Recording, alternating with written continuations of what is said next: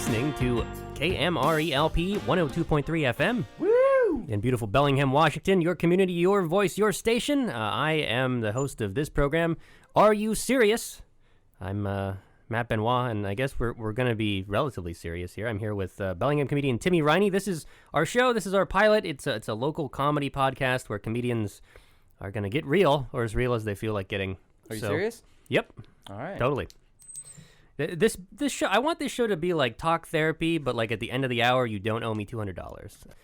But also the other downside is there's no patient confidentiality. Like everyone's going to hear this. Everyone? Well, you're very confident right off the bat. We're 30 seconds in the pilot episode. Everyone's going to hear this. The whole world. The whole world could hear this. Well, it's a comedy program / podcast. I assume we'll be podcasting it. That's the intent. Yeah, this is your show. I don't care what you do. You can put this on vinyl. You can put it on wax cylinder and submerge it in some Tupperware, drop it in the middle of a river. That's up to you. I was talking to you earlier about maybe doing, we could just get some Edison scrolls and do the, record it like that, but it'd be a lot, I think MP3 format is a lot, digital audios. I think we just lost half our customer base. Let me introduce myself. My name is Timmy Riney, and I'm a single white alcoholic hoarding male who lives in a downtown loft with no offspring. I'm an engineer, I'm an artist, I'm a drummer and guitarist, and I couldn't be more excited. I'm living someone else's dream, and I couldn't be more excited. You guys having a good time? How long have you been doing comedy now? It feels like about 6 years, just about that, because Bellingham will celebrate its 4th anniversary within a month or two. And so I was performing about 2 years before we started doing that show. Okay. And yeah.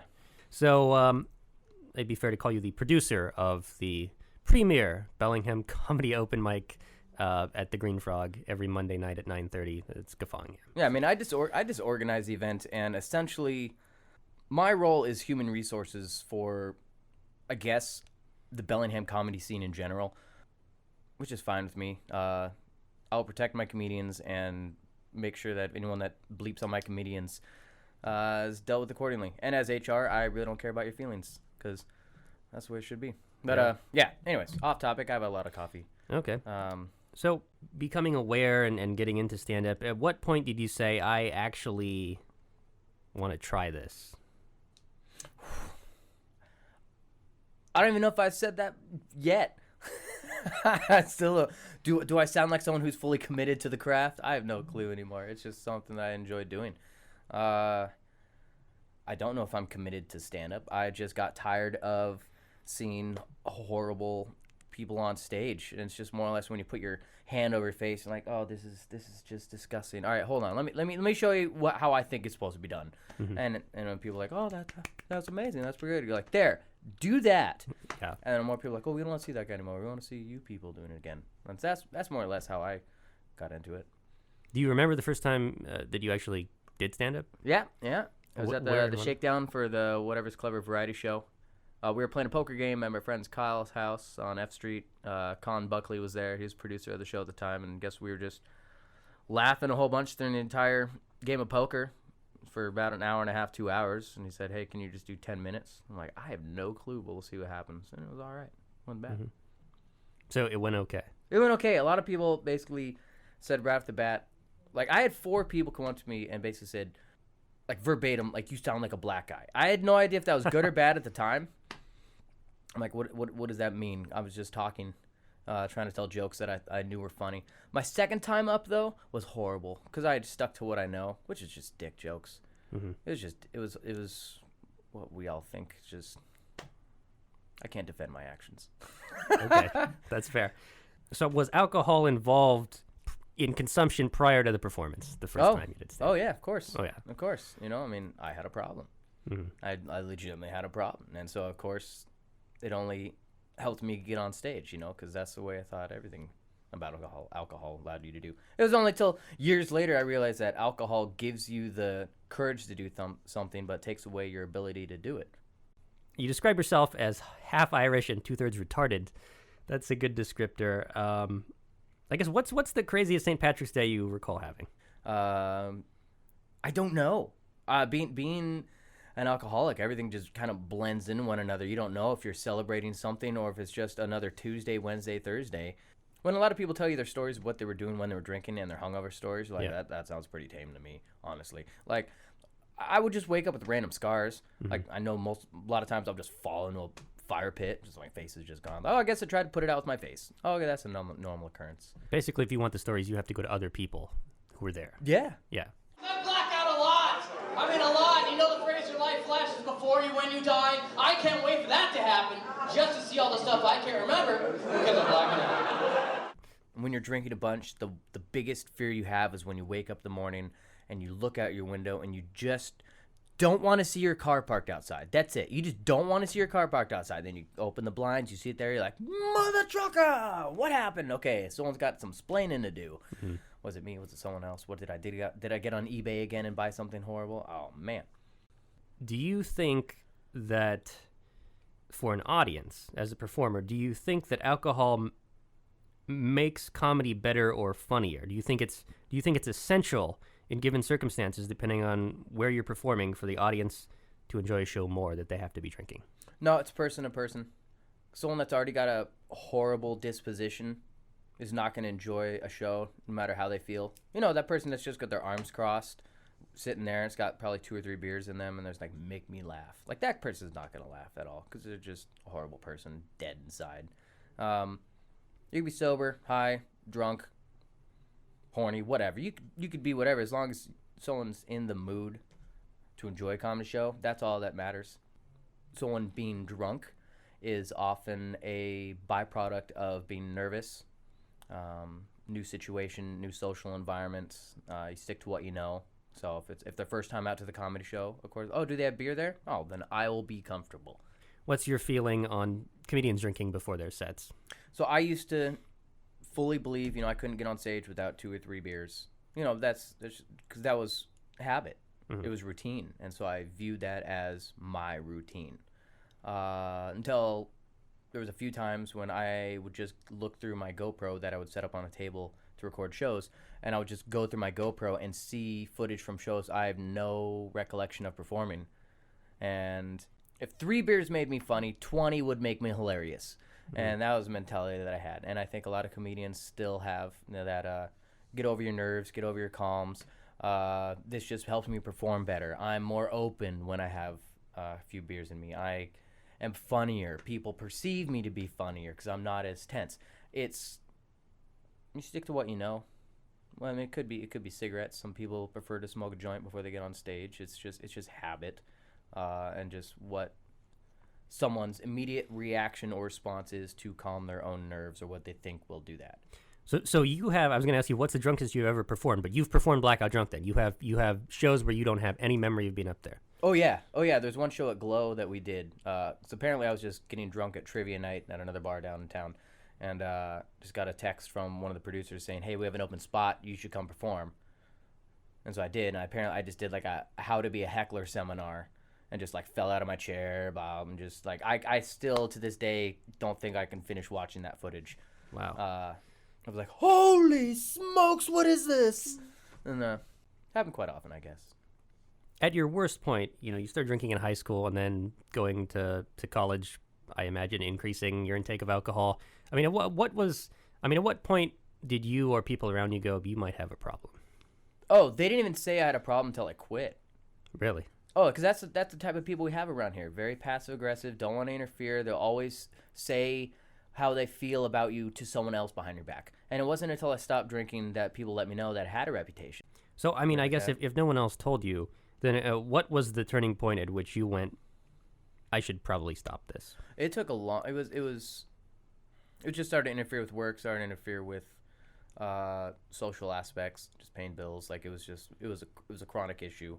And I started to see the degradation in my quality of life just over a long period of time. So I was already on a downward kick out of it, and then some legal issues were just that kick in the butt. I finally needed to tell myself, you should probably stop.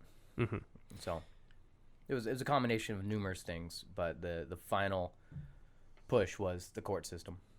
How much would you drink? I mean, at your worst, I mean, how much were you putting down a night? Well, enough to do the job. Yeah. I guess what was your go-to drink? Like, what did you normally like? It started to taper off toward the end because, like, I had that same mentality of like, I want to get drunk, but I want to spend less money and I need to slow it down. So like I switched from beers and mixed drinks to I just started drinking straight vodka with a twist just because I hated vodka, and I figured if I didn't like it, I would drink it slower. But then I just got acclimated to drinking vodka, but my stomach didn't. I mean, I was vomiting horrendously all the time, it's because stomach lining was gone. Right. But when I started to change and adapt my drinking styles to what I thought would just slow me down to save more money. But after that, it was, like Jim Beam and Sprite, vodka on the rocks with a twist, beer. But you can only pee so much. That's why you switched to booze. See, I like talking about drinking because I miss it. I don't drink, not for health reasons or being more responsible. No, I love drinking. I love drinking so much that I'm court-ordered not to. That's the truth. I've taken 7 field sobriety tests in my lifetime, and I passed 5! It's good. It's good. Come on in. It's going to be a great old time. We're telling jokes about my drinking problems. Come on in. It's going to be a good time. So, you've taken a few field sobriety tests. You can tell the officer was doing it wrong. That's the truth. My lawyer read that back to me. You told him he was doing it wrong. He was doing it wrong. Oh, yeah, he was. Oh, yeah. High five. Yeah, see? That's a true story? Oh, yeah. Yes, I've told an officer he's doing it wrong, and one of my lawyers was very proud that I did that, and just, the lawyer-client fist bump. Yeah. Because it was documented from the officer that I noted he was doing it wrong, and then he still continued to do that. That makes the fist bump. That makes your lawyer sound like he was Saul Goodman. No. He was just like, wait, you called him out on that? I'm like, yeah, and then he still did it. He's like, where was this at? And we just quick Google mapped it. You can see he's like, well, you did it right there. He's like, that's horrible. I was like, that's what I was telling him, but whatever. You guys like to drink? I like to drink. Let me tell you about my normal night. I'll go out to Jalapenos. You guys all know the place. We'll go down there. Me and my buddies will have a Negro Modelo, 2 margaritas, a Dos Equis, a shot of Jameson, go outside, smoke a cigarette, come back in, get an entire round of Fireball for all our friends, Jack and Coke, rum and Coke, powder Coke, rinse and red, go outside, smoke a cigarette, throw up, lose our friends, wake up in someone else's bed and go, damn, was that Jameson really $8?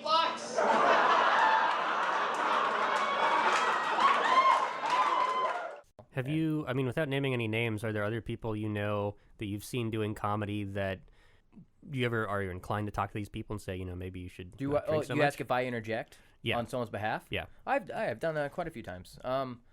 If it's problematic, it's definitely something that I'll talk about. If it's just a situational thing, you need to recognize that. If you know someone well enough to know that they're going through something personal, or maybe they've been waiting at the club for 4 hours to perform and they end up drunk, like, well, yeah, I don't expect anything else. It's been for 4 hours doing nothing, just pacing, looking at the same note card. I don't expect them to be sober. No, but I've confronted a few comics, and friends, and say, hey, as far as comedians go, say like, hey, I know you perform better when you've had less to drink. I was going to say, do you remember the very last drink you ever had? Yes. What was it? I had a Jim Beam and Sprite. And it was at the day after I got out of jail from my DUI. It was basically, this is the goodbye kind of weird little thing. When you are constantly surrounded in the comedy world by performing in bars, performing in places where there is alcohol, how hard is it to keep from breaking your sobriety? I would only get the feeling to drink again if I saw a drunk person that I looked up to. That's interesting. It's really easy to not want to drink when you're surrounded by drunk people that I'm not trying to look down on. You're like, man, these are some real pieces of work around here. Like, I want to be drunk around these people. No. I'm not saying everyone that drinks is a horrible person. I'm just saying comedians are horrible people. Yes. Can all agree on this. I can all agree on this. It's not complicated now, anyways. You really find out who is a horrible drunk. Just because you have the ability to get drunk doesn't mean you're good at it. It's a lot like driving, being a parent, and owning a gun. Just because you have the ability to do that thing doesn't mean you're any good at it. Doesn't mean you're entitled to continue it. If you're a horrible drunk, you're a horrible drunk. You shouldn't be drinking. Mm-hmm. You know, your drinking privileges are revoked until further notice. Right. You need to take a test. If you're just joining us, you're listening to Are You Serious? On KMRE 102.3 FM Bellingham. My guest today is Bellingham comedian Timmy Riney.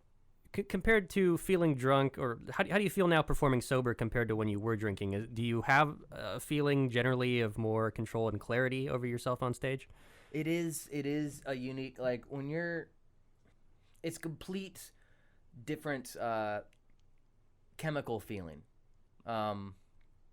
Being drunk on stage, you do have that loss of motor skills. You do have that loss of memory from your bits, of your sketches, and sometimes that can be beneficial to the role of an entertainer.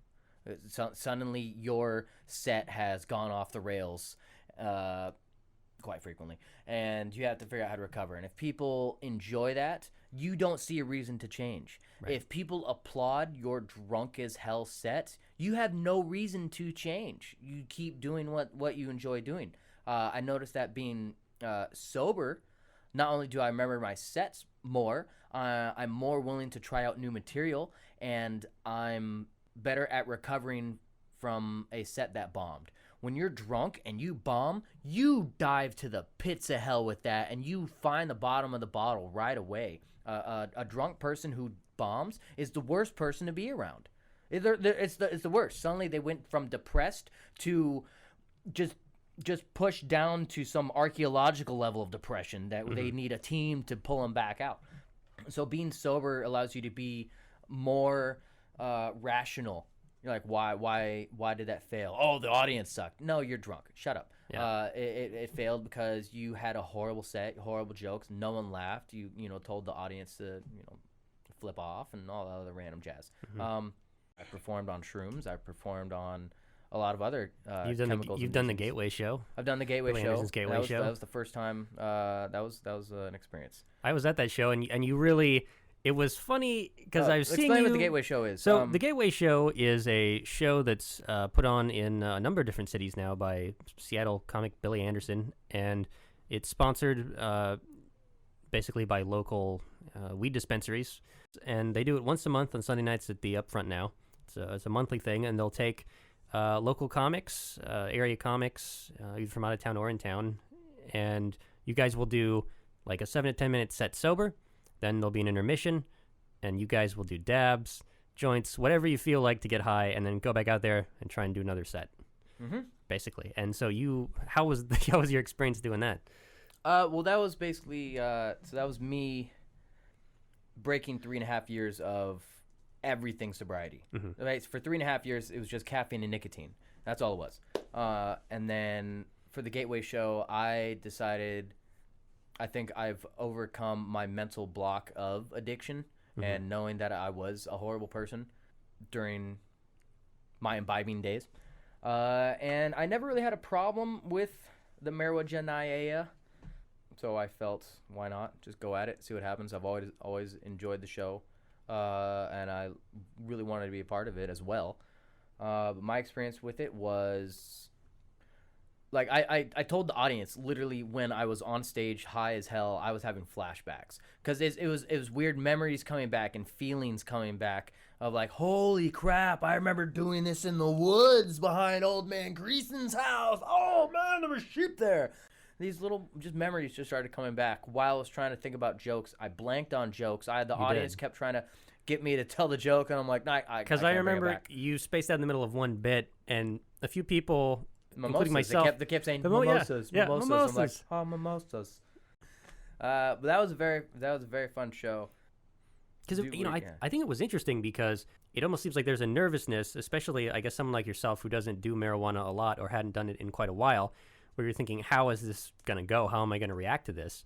It seems like so like in your sober set, you seemed very kind of like nervous because you're like, oh no, I'm gonna go smoke this stuff. I don't know how this is gonna turn out. And when you came on stage initially, when you were high, it seemed you seemed way more relaxed. And like I think in the sober set, you were almost going so fast that I think some people was like, what, I don't know. No, I don't talk too fast. They just think too slow. There- So during the high set, while it looked I was more relaxed, Yeah. my eyes were just twitching like crazy. There's something where I do really horrible pickup lines, and I'm supposed to do the wink and the gun. I was so high I couldn't wink. Like I was doing the double blinks and like offsetting, like left, right, both, left, right, both.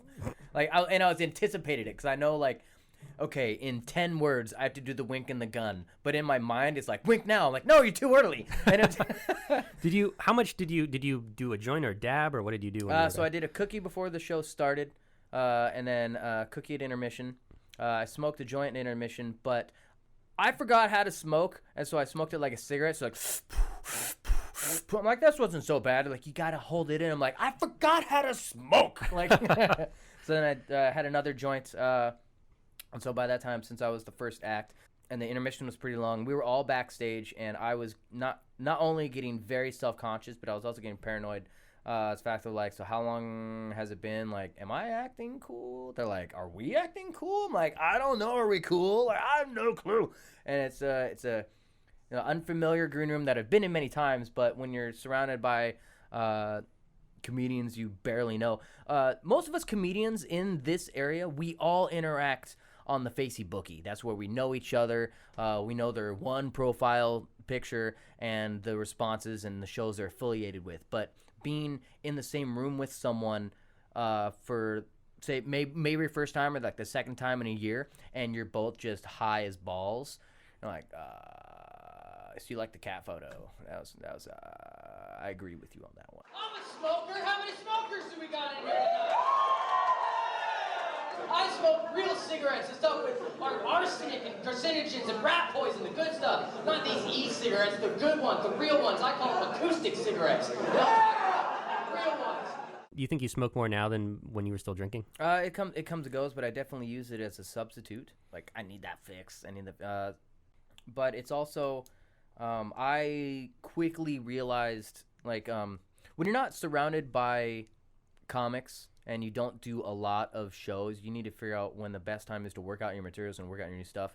And a smoke break or a smoke circle is a really good time to do that, especially when the people you work with know that you have shows coming up, or they try to bounce stuff off you. So some of my best material is worked out with some of my favorite, funniest coworkers during a smoke break, you know, and then suddenly you're the funniest circle out of the entire group, because that's your 10 minutes, 15 minutes to go through some stuff and pitch new materials. And the smoke break is kind of one of the definitive signals to other people to leave you the hell alone, unless they're a horrible person, they bug you, okay, can I have a cigarette? But I found that the smoking circle is just my time to work out stuff during the day. So while I was at work, I'm always at a computer. So if I thought of something funny, I'd jot it down on a Word document. And then when the smoke break came around, I'd run through those with a couple coworkers to try to have something ready for the show that night or the next day. So at this point, you know, you're saying, you know, comedy is, you work full time. Comedy is a hobby. Sometimes you get paid for it. I mean, at this point, do you feel that comedy has any catharsis for you as far as keeping you from drinking? Or, I mean, why do you keep doing comedy at this point, I guess? So, comedy outside of Bellingham. Well, let me start with Bellingham real quick. So, it's an open mic with a feature at the end, and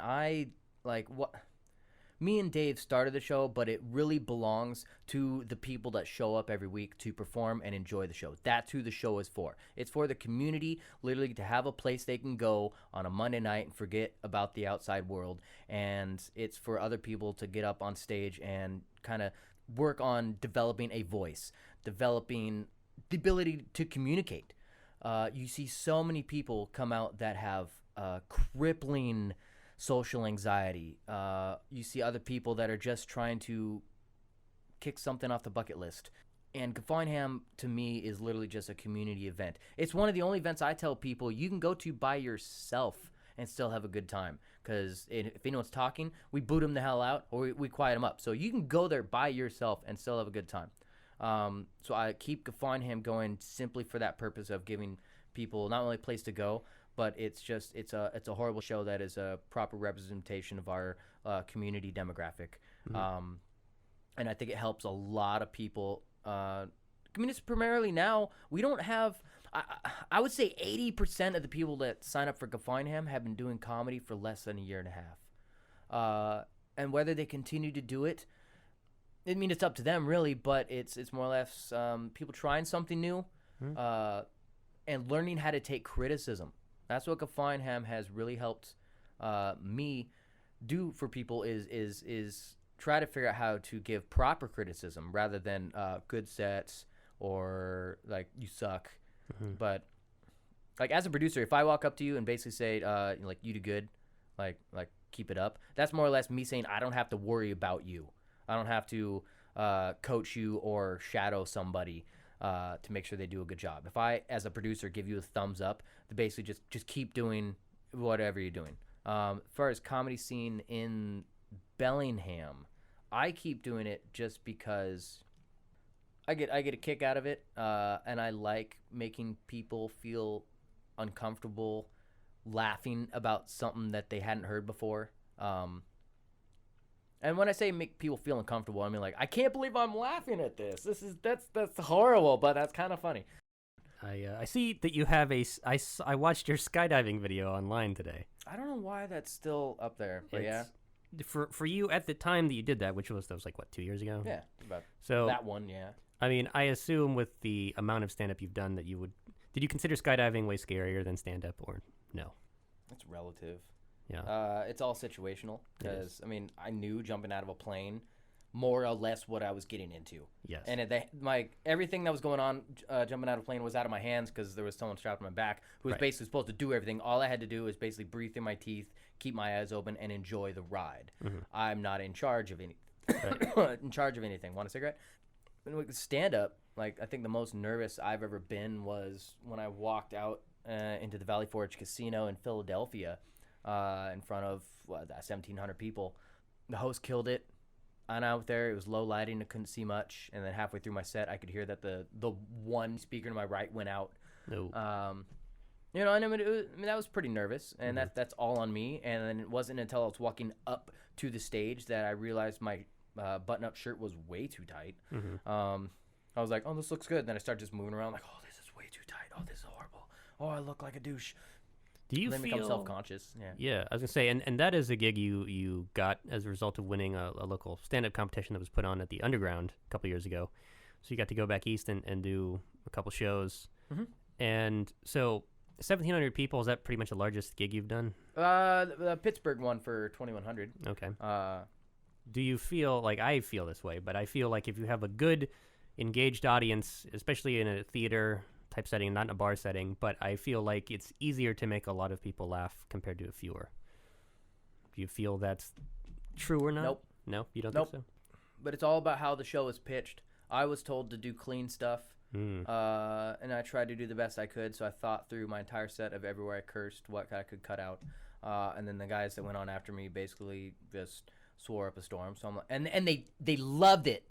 They loved it, and so I feel like I could have got more laughs if I was not being restricted to my content, but but then again, smaller rooms, there'll be more hecklers in smaller rooms, so that's sometimes harder to work with. And like we do a lot of horrible rooms, you and I, where people are just there because their feet are tired. Yep. So large theaters like that, where they pay tickets and they scheduled it out, they're there for a show. Yeah. So they're easier to laugh, but sometimes you're not going to get them all. No. And when you have such a wide age range and demographic range, you're going to hear pockets. Yeah. Pockets laugh all the time. But when it's a club or a bar, typically it's a strong representation of it. It's a very narrow demographic.